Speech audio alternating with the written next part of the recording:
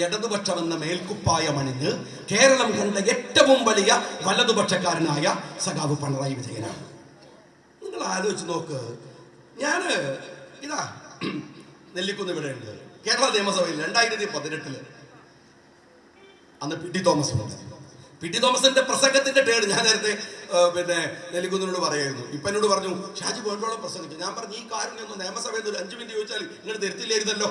അപ്പൊ പറഞ്ഞത് അത് രേഖയാണ്, ഇത് രേഖയല്ലല്ലോ എന്നാണ്. അപ്പൊ ഏതായാലും ഞാൻ പി ടി തോമസ് എന്നോട് പറഞ്ഞു, അന്ന് പ്രസംഗമില്ല, അദ്ദേഹത്തിന്റെ ടേണാണ്. ഞങ്ങൾ രാവിലെ ഡിസ്കസ് ചെയ്യുമ്പോൾ ഞങ്ങള് പറഞ്ഞുകൊണ്ടിരുന്ന ഒരു മാറ്ററില്ല, മുഖ്യമന്ത്രിയുടെ മകളുടെ ഒരു കള്ളത്തരം, അങ്ങനെ തന്നെ പറയണം, ബോധ്യായി. കേരള നിയമസഭയിൽ നിന്ന് ആദ്യമായി മുഖ്യമന്ത്രിയുടെ മുഖത്ത് നോക്കി നിങ്ങളുടെ മകൾ നടത്തിയിട്ടുള്ള അഴിമതിയെക്കുറിച്ച് സംസാരിക്കാൻ അന്ന് പറ്റി. അതിന് കുറെ ബുദ്ധിമുട്ടുകളൊക്കെ ഉണ്ടായി. പിന്നീട് സ്വാഭാവികമാണ്, പിണറായിനെ പോലെ ഒരു ചങ്ക് മാത്രമാണ് തരക്കെട്ടില്ല, 2 ചങ്കുള്ള ഒരാളാണ് അയാൾ. അതുകൊണ്ട് പറയാൻ പാടില്ല, പറഞ്ഞാൽ സ്വാഭാവികമായിട്ട് ആക്രമണങ്ങൾ ഉണ്ടാവും. അത് നടന്നു.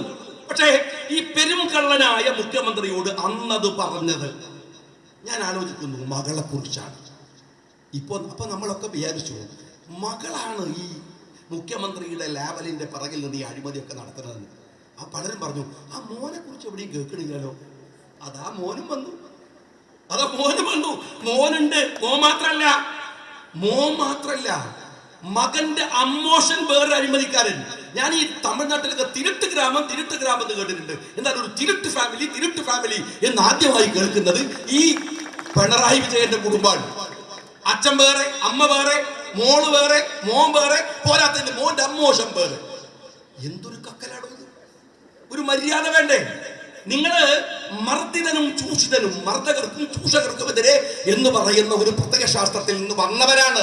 പക്ഷേ അതല്ല പിണറായി വിജയന്റെ. 8 കമ്മ്യൂണിസ്റ്റുകളെ പിറകിൽ വെടിവെച്ച് വീഴ്ത്തിയ ആഭ്യന്തരമന്ത്രിയാണ് ഈ കേരളത്തിന്റെ മുഖ്യമന്ത്രി പിണറായി വിജയൻ. ഇയാൾ എന്തിടതുപക്ഷമാണ് ഒന്ന് പറഞ്ഞേ. ഒരു ഇടതുപക്ഷ മുഖ്യമന്ത്രിക്ക് ആഹ്വാനം ചെയ്യുമ്പോ കരള് വിറക്കില്ല. അവർ നക്സലൈറ്റ് ആണ്. പക്ഷേ അവർ മാർക്സിനെയല്ലേ ആരാധിക്കുന്നത്? എംഗൽസിനെ അല്ലേ ആരാധിക്കുന്നത്? കമ്മ്യൂണിസം അല്ലേ പ്രത്യേക ശാസ്ത്രം? ചെറിയ വ്യത്യാസം ഉണ്ടാവാം, ചെറിയ വ്യത്യാസം. ആ ചെറിയ വ്യത്യാസത്തിന്റെ പേരിൽ ആ നക്സലൈറ്റുകളെ വെടിവെച്ചു കൊല്ലാൻ ഉത്തരവിറക്കിയ പിണറായി വിജയന്റെ മനസ്സിന്റെ ഹൃദയത്തിനകത്ത് എവിടെയെങ്കിലും കമ്മ്യൂണിസത്തിന്റെ ഒരു ലാഞ്ചന ഉണ്ടാവുക? അയാൾ ലെഫ്റ്റ് ആണോ? അല്ല, അയാൾ വലതുപക്ഷമാണ്. അത് തന്നെയാണ് അയാൾ തെളിയിച്ചത്. എല്ലാവരും പോലും ഇപ്പൊ മെനഞ്ഞാണ് കേരളത്തിന്റെ മുഖ്യമന്ത്രി ഡൽഹിയിലേക്ക് പോയി. എന്തിനാണ് അദ്ദേഹം ഡൽഹിയിലേക്ക് പോയതെന്ന് നിങ്ങൾക്ക് ഇപ്പൊ മനസ്സിലാവുന്നുണ്ടോ? ഞാൻ ഒരു കാര്യം പറയാം. കഴിഞ്ഞ മാർച്ച് 12 ഇതേപോലെ ഡൽഹിയിലെ കേരള ഹൗസില് ഒരു രഹസ്യമായ ചർച്ച നടന്നു. കെ പി തോമസ് ആണ് നേതൃത്വം കൊടുത്തത്. കേരളത്തിന്റെ BJP ഗവർണറാണ് അതിന് ചുക്കാൻ പിടിച്ചത്. ആരാ ഉണ്ടായിരുന്നറിയോ? നിർമ്മല സീതാരാമൻ, പിണറായി വിജയൻ, കെ പി തോമസ്, കേരളത്തിന്റെ ഗവർണർ, 4 പേർ.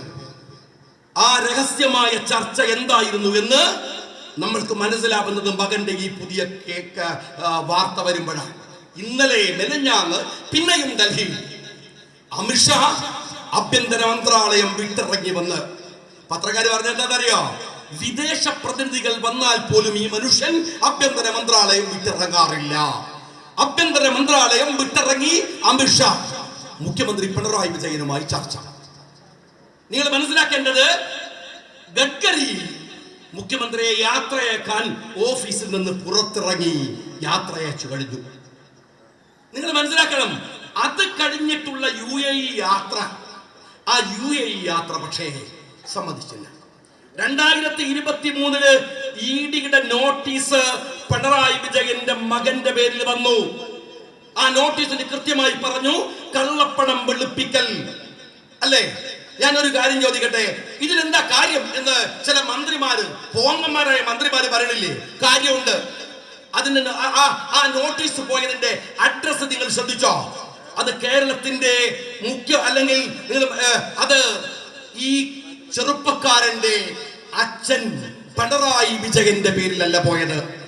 ആ അഡ്രസ്സിൽ കൃത്യമായിട്ട് പറയുന്നുണ്ട് കേരളത്തിലെ മുഖ്യമന്ത്രിയുടെ വീട്, ക്ലിഫ് ഹൗസ്. ഇത് ചരിത്രത്തിൽ ആദ്യമാണ് ക്ലിഫ് ഹൗസിലേക്ക് ഒരു ED നോട്ടീസ്. ഇതിനു മുമ്പ് വന്നിട്ടുണ്ടോ? ക്ലിഫ് ഹൗസിന്റെ അഡ്രസ്സില് ഒരു ഇഡിയുടെ സമൻസ് ഇതിനു മുമ്പ് വന്നിട്ടുണ്ടോ? കേരളത്തിൽ പിണറായി വിജയന്റെ തറവാട്ടിലേക്കല്ല പോയത്. കേരളത്തിലെ ക്ലിഫ് ഹൗസ് എന്ന് പറയുന്നത് മുഖ്യമന്ത്രിയുടെ വസതിയാണ്. കേരളത്തിന്റെ മുഖ്യമന്ത്രിയുടെ വസതി നിങ്ങൾ മനസ്സിലാക്കണം. അത് ഒരാളുടെ തറവാട്ട് സ്വത്തല്ല. വിവേക് കിരണിന്റെ അഡ്രസ്സിൽ കൃത്യമായി പറയുന്നു Cliff House, son of Pinarayi Vijayan. എന്നിട്ടോ ക്ലിഫ് ഹൗസ്. ഞാൻ ഒരു കാര്യം പറയട്ടെ, വിവേക് കിരണിന്റെ പേഴ്സണൽ അഡ്രസ് ക്ലിഫ് ഹൗസ് അല്ല. നിങ്ങൾ മനസ്സിലാക്കി പരിശോധിച്ചോ? നിങ്ങൾ ഞാൻ പറയുന്നത് അബദ്ധമാണെങ്കിൽ പരിശോധിച്ചോ?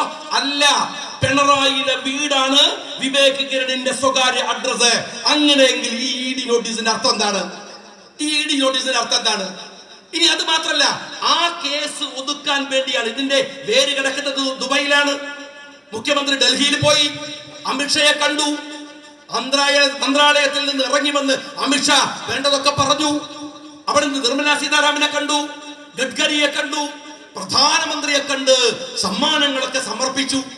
എന്നിട്ട് സോപ്പിലിട്ടിട്ട് പതുക്കെ UAE പോയി ഈ കേസ് ഒതുക്കാൻ വേണ്ടി യാത്ര നടത്താനായിരുന്നു തീരുമാനിച്ചിരുന്നത്. ആ യാത്ര കേന്ദ്രം അനുമതി കൊടുത്തില്ല. നിങ്ങൾ മനസ്സിലാക്കണം, ആ യാത്ര അനുമതി കൊടുത്തില്ല.